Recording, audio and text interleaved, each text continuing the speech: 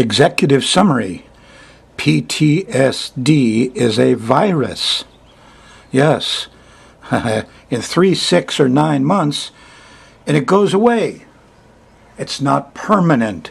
It's a virus that infects your brain. Yes, it's a sister virus to the one that causes claustrophobia, which also goes away after a period of time. 3, 6, or 9 months. Some Xanax, lorazepam will allow you to sleep at night and calm some of those fears, take away some of those panic attacks. It's temporary, 3, 6, or 9 months. So don't believe when they tell you you're going to have this the rest of your life. Suicide is not an option. It's dumb. You just wait it out and it'll get back to normal, just like claustrophobia. Now, when you're studying epidemics, you're always looking for vectors. In the case of the Black Plague, rats carried fleas in. The fleas carried the bad bug. But in the case of PTSD, people are the vectors. It's carried by people. How do you get it? Well, there's only one way to get into your brain very easily. And that's through the eyes. The eyes are actually mutated brain cells. Yes, each eyeball is one cell that comes out of your brain is connected back to it. Ears, mouth, nose, they all have safety devices so you can't get through them into the brain. But the eye is different. So if you got PTSD, somebody who had it had the active virus, had to cough or sneeze right into your eyeball. That's the only way you get it. That also explains a bit about why it is that so many young men get it, not young ladies. Young ladies are too polite. They won't sneeze or cough in your face. It also explains why in the part of the world where this is endemic, where it exists for a long time, people wear veils, things across their nose and mouth. Look at the way the Arabs, people in the Near East, dress, because that's where the virus comes from. They don't know they're dressing that way to protect themselves against the cough or the sneeze into your eye, but that's where the dress comes from. Yes, it's an adaptation to a hazard in the environment. Then people forgot why they were doing it. Similar to why, we can't eat pigs. Well, that was for trichinosis, but no more trichinosis in pigs, but they still won't eat pigs. A little further explanation. Your brain is basically built in 3 sections. The first is the bulb and the brainstem, right here at the very bottom. That's a reptile organism. Comes from the world of reptiles, where what they do is flight or fight. It's instinctive. That's the part PTSD gets into. Above that is the mammal brain, much larger. That's where your emotions come from. All the mammals share that brain. On top of that is a big human brain, where you do reasoning and language.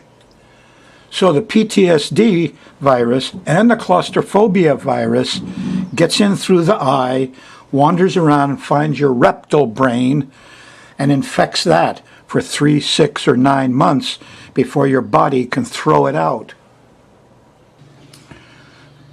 Now, it's a good idea to understand claustrophobia a bit so you can better understand PTSD. Our medical experts have no idea what causes claustrophobia. No, they don't, phobia is a fear. So you get the idea that this is a fear condition built into your body, coming from you, inside you someplace, your genetics or your traumas or your classical conditioning. Something inside you has brought this out. And that's what you're led to believe. It's a phobia like fear of heights, fear of snakes, fear of, falling, a lot of things like that. But it's really not. It's caused by a virus. One source says in Europe as much as 10% of the population has claustrophobia. But I think an awful lot of us go through it at least once in life. Now, I had claustrophobia. Hit me in my 30s. I was amazed. And here the thing was, I actually have a degree in psychology. Here I was, an expert in these psychological diseases. I'd taken many classes over neurosis and psychosis, etc. But when I got claustrophobia, I never asked what the cause was. It never struck me. No, I just did something about it. I opened all the windows and doors. I would sleep out on the lanai, out on the deck. I remember a tough time in airplanes. And when I got to Las Vegas, I had to sleep on a balcony. I always had to get a room with a balcony. So it went on, I guess probably for a year.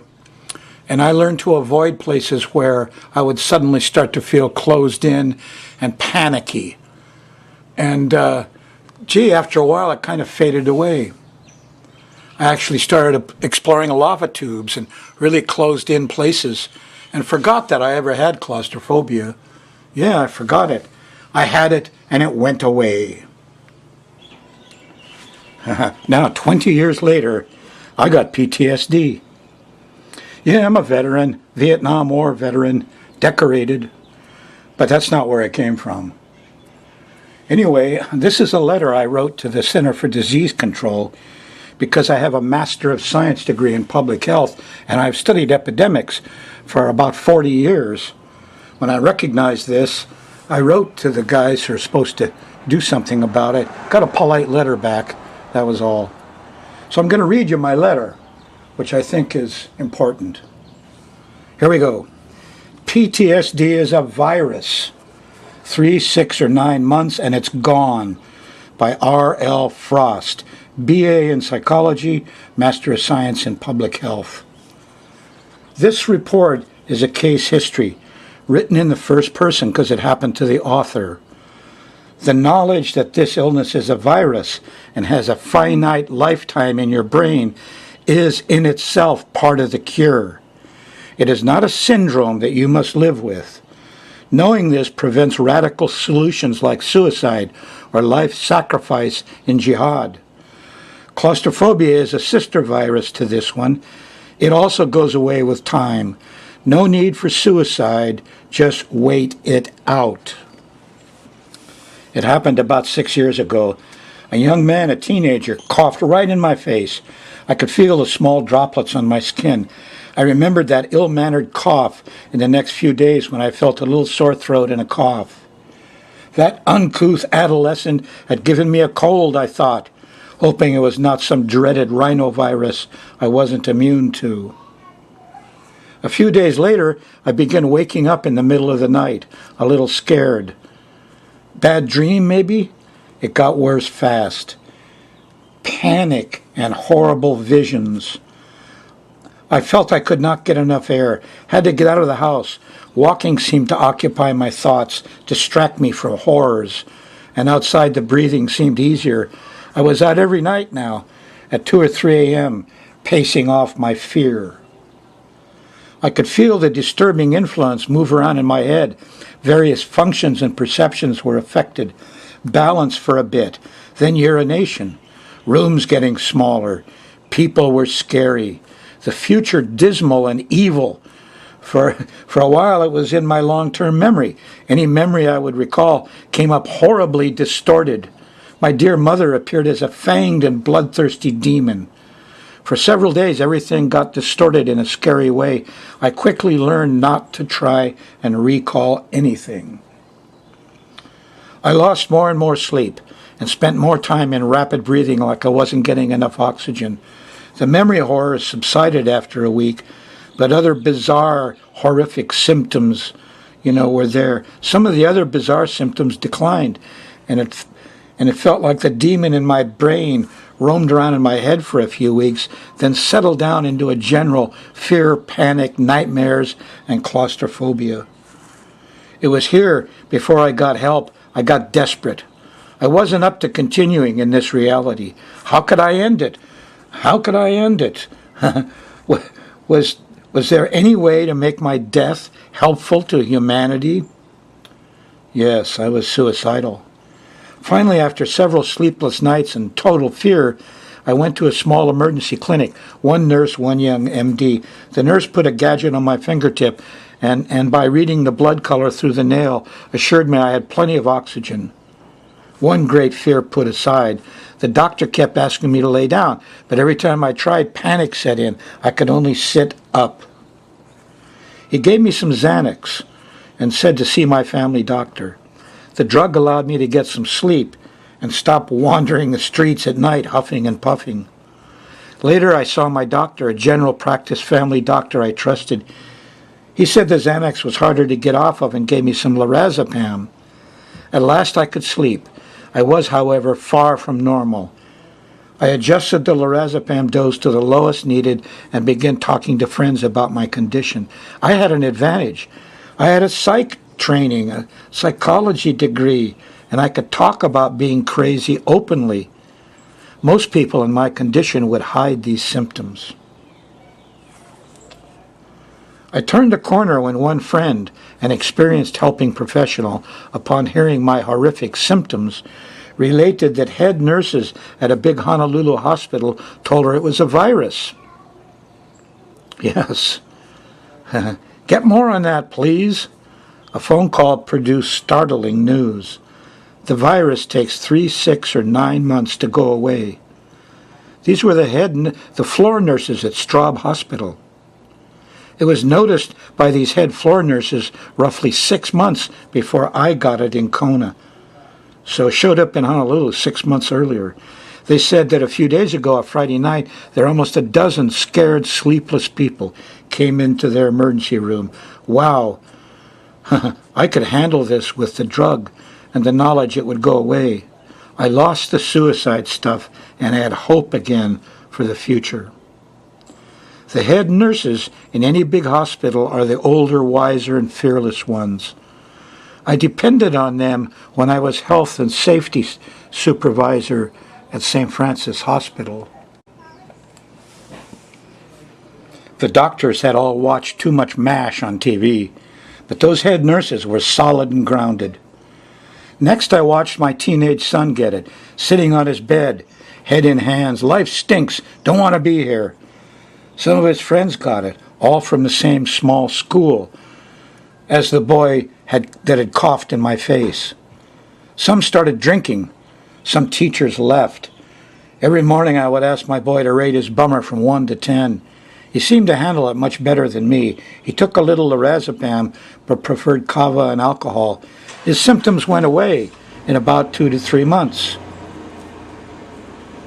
I began to notice more people with scared, panicky symptoms. Most folks got kind of radical. Some moved. Some quit jobs. Yes, they thought their location or the people they were around were the source of their fear. I spoke about it to everyone.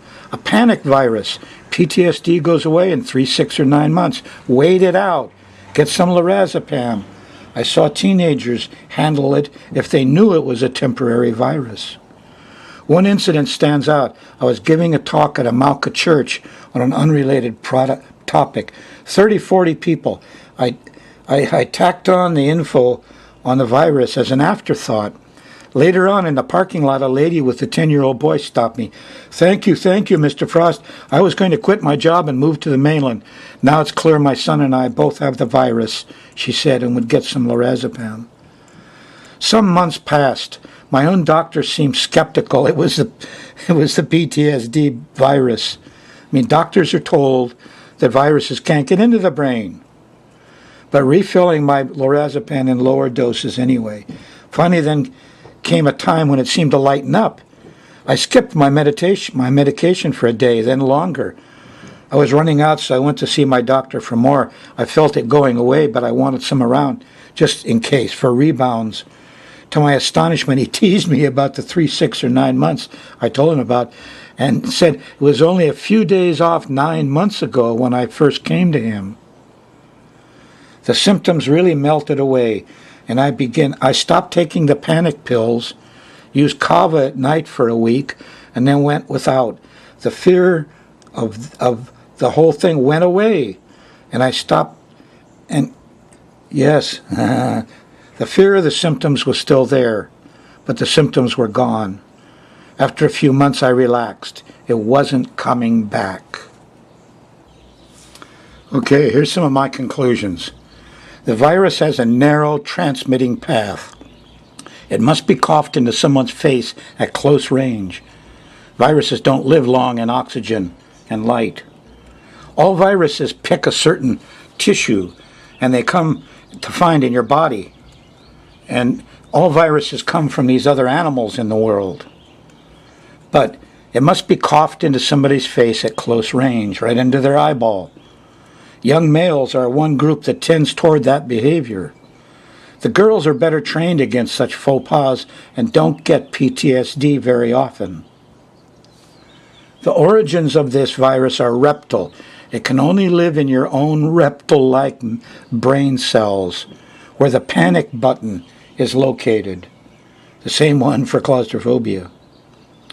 It is endemic in the Near East. Our soldiers brought it back rather like the Spanish flu that killed millions from World War I. People from desert backgrounds get the virus themselves, hence the sudden appearance of individual suicide bombers in the Near East.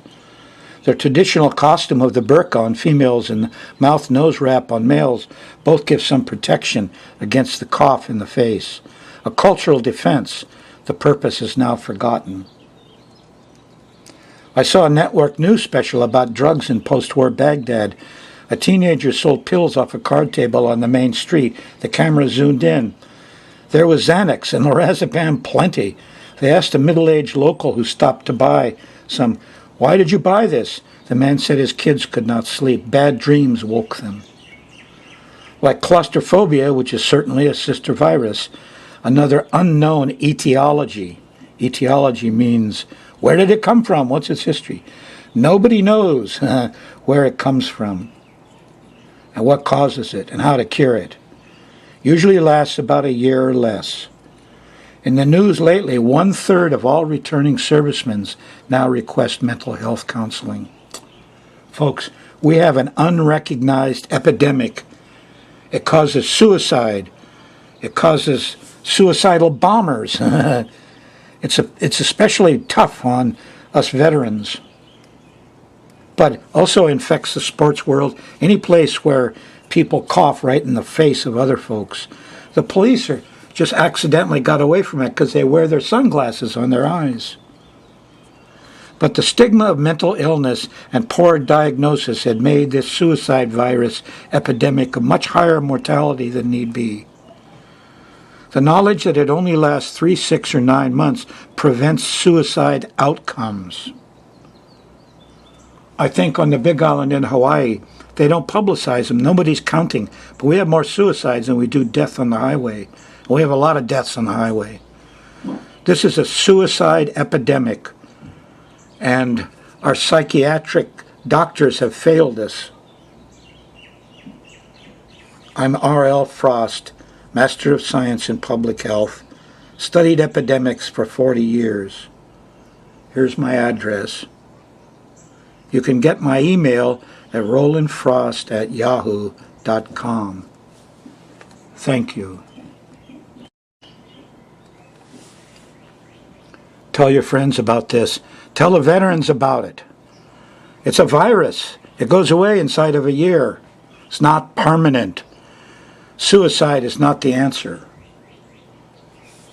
You could say these suicides are caused by doctors who have left the impression you're going to have this all your life. That it's a phobia. It's a fear. No, it's a temporary virus infection.